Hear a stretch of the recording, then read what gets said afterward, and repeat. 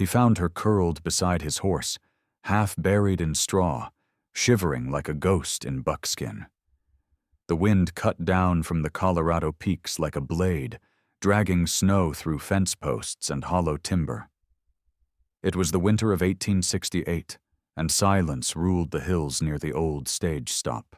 That morning, before the sun had crested the ridge, Abel Harkin stepped out of his cabin, boots grinding against frost-packed earth. The trail to his stable was nearly gone under a blanket of snow, but he didn't hesitate. He never did. For 4 years, he'd walked that same path, each dawn colder than the last. Since Lila Harkin died, he hadn't spoken much, moved up into the hills, built a forge and kept to himself.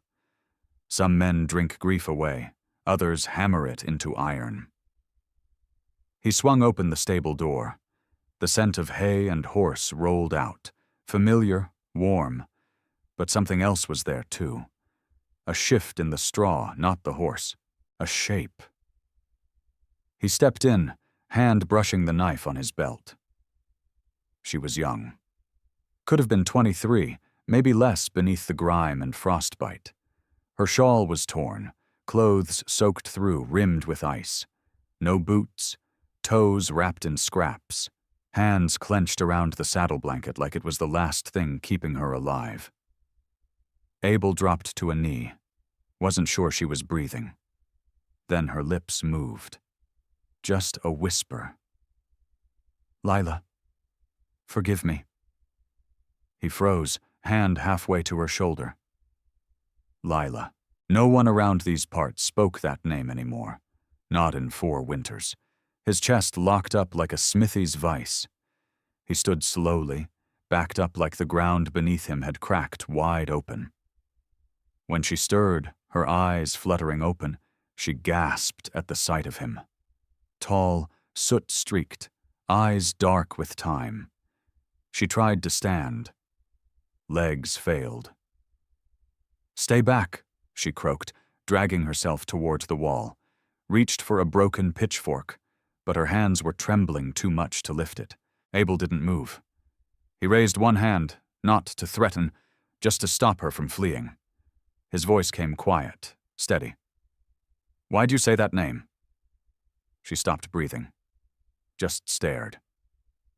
He stepped forward. No weapon drawn. Only memories in his voice. "Lila was my wife. She died 4 winters ago. No one around here says her name. So I'm asking, how do you know it?" Her lips parted, stunned. The wind moaned through the stable door like it carried old ghosts. Finally, she wrapped her arms around her knees and said, "My name's Nita." Abel stiffened. The name hit him like buckshot. He remembered her. Not well, but enough. She'd worked in the house, clumsy, shy. Margaret, Lila, used to teach her to bake, even taught her letters. After the fire, no one ever saw her again. "You were supposed to be dead," he said, voice rough. "I let them think that," she answered, head low. "Why?" "Because I caused it." Abel's fists balled. Her voice cracked. "I was in the kitchen. It was late. She'd gone to bed. I dropped a candle near the drapes. Tried to stop it, but the oil lamp caught. Everything just went up." His breath turned ragged. "I panicked," she whispered. "I ran. I thought the house was empty. But she must have gone back in, looking for me." She buried her face in her hands. "I see her eyes every night. I carry that fire in my bones. I eat and feel like I'm stealing from her." Abel turned toward the sunbeams cutting through the slats in the roof. Dust spun like ash in the golden light. "She died in that house," he said. "She burned. I buried what was left." "I know," Nita said, shoulders shaking. The silence between them settled like snow, slow, heavy, unmoving. Abel had dreamt of this moment, a face to blame, a name to hate. But the woman before him wasn't cruel, just small, haunted. "You should have stayed," he said, flint in his voice. I was 17. I couldn't even ride. I just ran. And I've been running ever since. Abel walked past her, no anger in his steps, just something resolved. He opened the door. Go, he said. Nita stood, pulling the shawl tighter, head bowed. She stepped out into the snow. He watched her. Snowflakes caught on her shoulders. Then he said it. If you really want forgiveness... She stopped. Then stay. She turned back, eyes wide. We ain't done. There's still truth buried in those ashes. And I mean to dig it up. For a moment, she didn't know if it was mercy or sentence, but she stepped back inside. The stable door closed behind her. They didn't speak for a while. Abel poured water into a kettle. Nita sat by the wall, trembling, not from cold, but from everything else. The silence wasn't empty. It was waiting. You'll sleep in the loft, he finally said. There's a cot. She nodded. And tomorrow, he added, we go back to the house. Her hand gripped the edge of her shawl. I thought it was gone. It is, Abel said, but the bones are still there. Outside, a coyote cried through the trees. Inside, two people sat, not in forgiveness, not in healing, but at the edge of something deeper. Reckoning. Nita stepped softly into the ruins, boots sinking into soot-laced snow. Her gaze flicked toward the far wall, where the hearth once stood. Just stones now, blackened and broken. She looked to the hollow circle where Lila's old rocking chair used to sit. Every burned beam, every crumbled stone seemed to whisper the same name. I used to stand there, she murmured, pointing to a cracked flagstone by the wall. Washing dishes, watching snow fall through that little window. Abel didn't say a word. He dropped onto a half-burned log, hands clenched between his knees. She made it out, he said at last, his voice a low rasp. But she didn't see you, thought you were still upstairs, so she ran back through the fire. He paused, jaw tightening. I was at the forge that night. When I got back, all that was left was smoke and silence. Nita dropped to her knees, tears welling fast. The cold stung her cheeks, but it was the memory that burned. I didn't know, she choked. I thought she escaped. I thought it was just me who ran. Abel's voice was steady, but hollow as a grave. For 4 years, every time I struck hot metal, it was your name ringing off the anvil. Every nail I drove, I cursed you. Every sunrise, I hated you. I lived just to hate you. Nita collapsed forward, pressing her forehead to the icy stone floor, sobbing. Abel rose and crossed to the hearth. His boot caught something. He knelt, brushing away ash and snow, until the corner of a rusted tin box surfaced. I remember this, he said. She kept her letters in here, her journals. He glanced back at Nita, then opened it. Most of the pages inside had burned, curling like old leaves. But one had survived, singed but readable. He read aloud, voice trembling. Nita is young. Clumsy, yes, but kind. Abel doesn't see it yet. He only knows right and wrong. But I think she carries more fear than fault. Something's wrong in this house. I hear noises when I'm alone. I feel watched. Tonight, I'll speak to her. I think she knows something, even if she doesn't understand it. Nita raised her head slowly, eyes wide, lips trembling. She never blamed you, Abel said softly. She suspected something else. The page fluttered in his hand as wind slid through the ruins. Nita stared at it, voice barely a whisper. I thought I killed her. But someone else was there that night. Abel's eyes shifted to the tree line. His jaw locked. Then it's time we stop living in the ashes, he said, "and dig out whatever truth still buried beneath." The snow kept falling, softer now. Abel and Nita stood at the edge of the skeleton that used to be a home. Burned beams leaned like gravestones. The stone foundation still held its shape, but only just. He said nothing, just stepped aside and let her walk forward. Nita's breath hitched when she saw the scorched post where Lila once hung the brass kitchen bell. Its shape was still etched in the charred wood. She reached out, trembling. "I remember now," she whispered. "I was making stew. The oil snapped, startled me. I dropped the pan. It landed on the rug. The fire, it spread too fast." Her voice cracked. "I tried, I swear I did, but I panicked. I ran." Abel didn't move. He stood with the ghosts. "I thought I killed her," Nita sobbed, falling to her knees again. "She was kind to me, treated me like her own, and I left her." Abel didn't show anger, only the weight of years alone.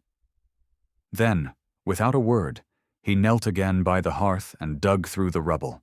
Soot and cracked tiles gave way to another tin box. He opened it slowly.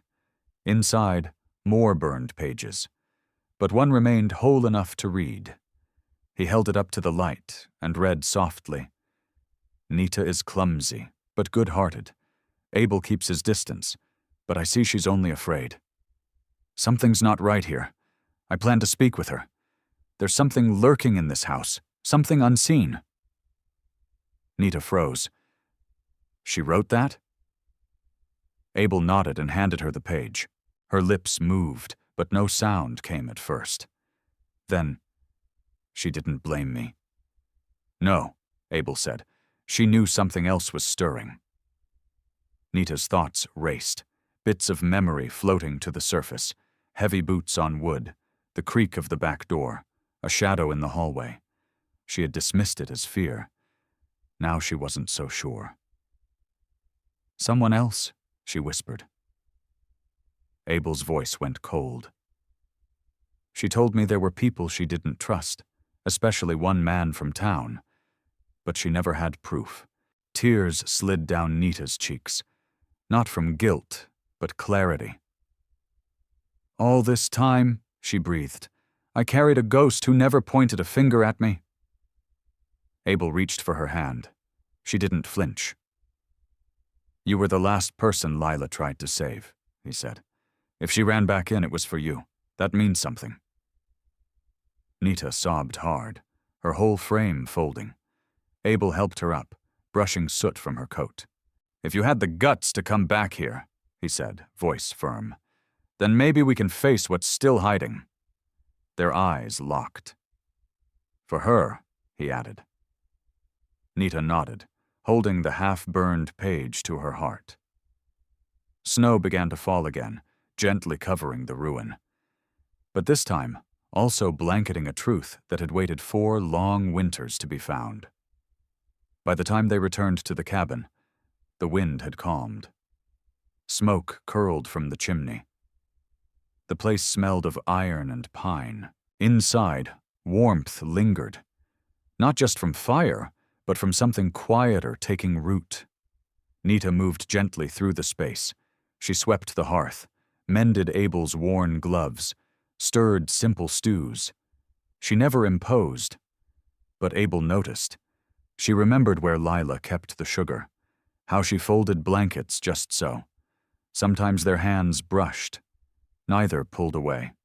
One evening, while Abel was filing a horseshoe by lantern light, Nita came down from the attic with a dusty wooden crate. "I found this under the eaves," she said. "Letters, some unopened." They sat together and sorted them. Church notices, old bills, a few drawings from Lila's cousins back east. Then Nita paused, hand tightening on a stained envelope. "No stamp," she said. Abel took it. The paper was rough, the handwriting sharp, familiar. He opened it. Inside, one line. "You open your mouth, your house burns next. Some fires don't go out." His jaw clenched. "You recognize it?" she asked. He nodded. Jed Flint, he muttered. Used to run liquor, watered down the barrels, cheated widows out of their land. Lila turned him in once. She never told me, Nita whispered. She didn't want to scare you. Or me. A beat passed. Then Abel stood. We're going to find him. Nita's breath hitched as Abel spoke. But something kept clawing at me, he went on. Lila wasn't the kind of woman who let fear win. She ran into that fire for someone. That someone was you. Nita looked down, hands trembling. You're wrong, she said. I was nothing to her. Just a clumsy girl who couldn't even keep a fire from burning down a house. Abel reached out, took her hand gently.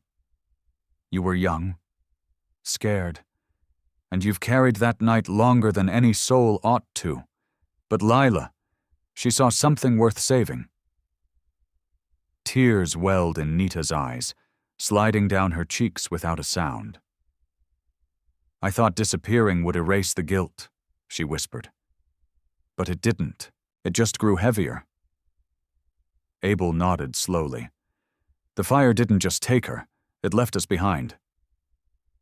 Outside, the wind howled across the mountains, but in the cabin a hush settled, deep and warm. Nita looked at him then. Really looked, not as a grieving widower or the man she once feared, but as someone who'd been burned by the same fire and kept walking anyway. Abel met her gaze, steady. You came back, he said. You faced it. It doesn't erase what I did, she whispered. No, he replied, but it says who you are now. Their hands remained joined. No need for grand words. Just presence. That night they lay on opposite sides of the cabin floor. The fire crackled softly. The wind whispered through the cracks. At some point, beneath the blanket, their hands found each other again. There were no kisses, no fevered longing, just warmth, breath, and the quiet beginning of something mended. And in that space between guilt and grace, winter softened. Spring teased the mountains. Snow pulled back like a weary tide. Pines stood tall without their icy burden. Abel began rebuilding the stage stop, right where he had first found Nita curled beside his horse, like a ghost with no name. He fixed beams by hand, laid cedar shingles across the roof, carved window frames that let in the morning light. It was still rough, still smelled of dust and pine, but it stood straight. Strong. Warm. Nita stayed. Not because he asked, not because she had nowhere else to go. She simply stayed, like something had anchored her here. Each morning brought new sounds, wood creaking, hammer tapping, the scrape of boots, and the gentle clink of tin mugs. One morning, she sowed the first row of seeds in the thawed garden. Squash, beans, wildflowers gathered near the riverbank. Abel watched her from the porch. Her sleeves rolled to her elbows. The sun caught her cheek as she hummed a tune only the wind heard. She baked barley loaves from a sack of grain Abel found in an abandoned trade shack, wrapped them in cloth, and handed them out to passing trappers. Buck Travers, Vern Kelly, Abe Sloan, or to a hungry boy from town, Toby Graves. She made curtains from a scorched sheet she'd carried in her bag, once Lila's, and hung them above the windows. The corners were crooked, one side patched, but when the wind blew through, they danced like forgiveness. And slowly, the house became a home. Not rebuilt from the ashes, but raised through them. Sometimes Nita sang, quietly, almost shyly, as if unsure the air would hold her voice. But it did, and the walls, once filled with smoke and silence, held her song like a promise. Abel found himself smiling more. Not from joy, but from peace. That rare, quiet thing that comes not from thunder, but from shared bread, steady labor, and silent companionship. One gray afternoon, Nita walked alone to the ridge above the pines. A single grave rested there, stone flat and worn by time. The name carved faintly, Lila Harkin. She knelt, unfolding a handkerchief filled with dried lavender, red clover, sage. "I know I don't deserve your forgiveness," she whispered, "but thank you for letting me live. I promise I won't waste it." Behind her, Abel stepped quietly through the grass, hands in his coat pockets, gaze low with reverence. After a moment, he spoke. "Lila always believed in light, in kindness, even when no one else did." Nita turned slightly, met his eyes. "And I think," he added, voice soft, "you're the piece of that light she left behind." Nita's breath caught. The weight she'd carried for years didn't disappear. But it changed shape, became something she could bear. They stood there together, no longer haunted by what was lost, but steady beneath the weight they now carried for each other. As they walked back down toward the clearing, early wildflowers pushed through the snowmelt, yellow and white, timid but sure. New roots, new life. And for the first time, neither of them looked back. Spring settled deep into the valley. Moss crept over stone. Violets bloomed along the trail. The little house Abel had rebuilt now sat in golden light, windows open to the breeze, curtains fluttering like soft laughter. The porch no longer creaked. The chimney no longer smoked survival. But bread baking, coffee warming, life pressing on. Nita spent hours each week with valley children, June, Toby, Finn, Clara, and Hank, teaching them letters on a blanket out in the yard.